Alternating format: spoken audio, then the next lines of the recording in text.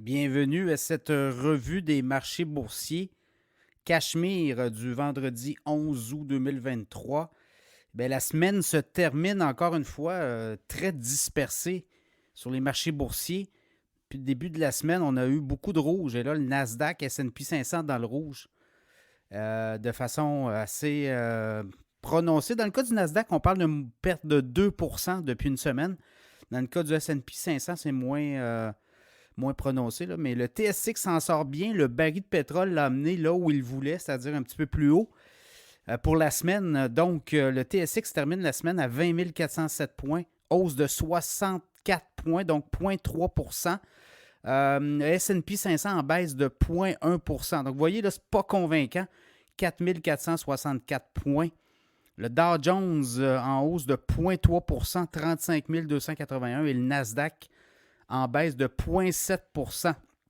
Depuis une semaine, le Nasdaq, 13 644 en baisse de 2%. Le pari de pétrole remonte d'à peu près 25 sous, 83,6 aujourd'hui. Le Bitcoin, 29 475 en baisse de 20 la SEC a annoncé aujourd'hui que la demande de Cathy Wood pour avoir un ETF Bitcoin a été reportée.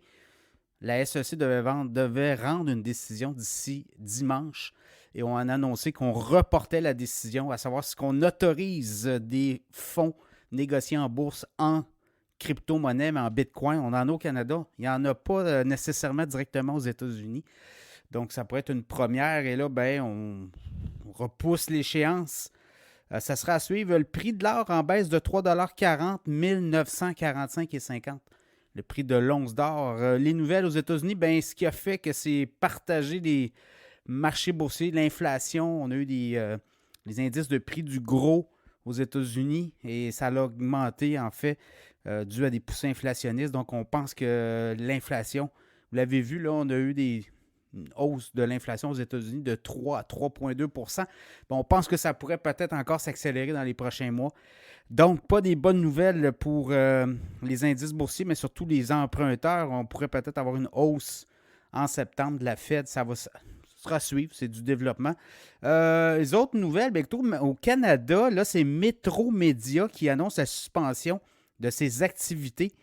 Métro Média avait des journaux numériques, région de Québec, notamment région de Montréal. On avait des médias, des publications.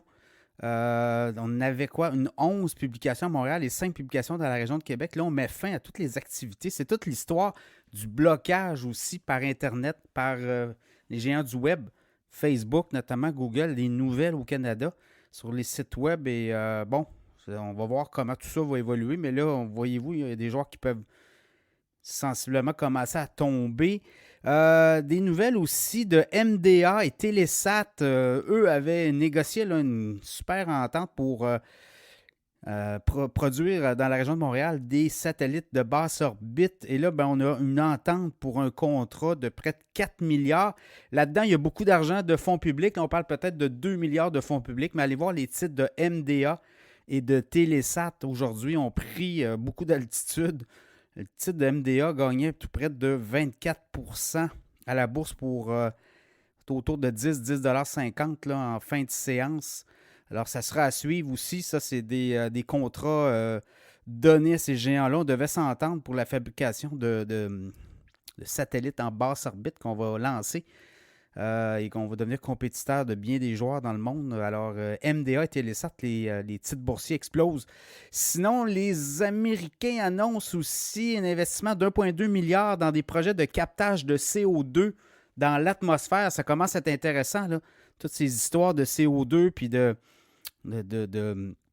aller capter les émanations ou de tout ce qui est le carbone. Donc, voyez-vous, on commence à avoir des investissements de façon importante. On va stocker tout ça dans le sous-sol. Il y a des gros joueurs qui investissent là-dedans, dont Elon Musk.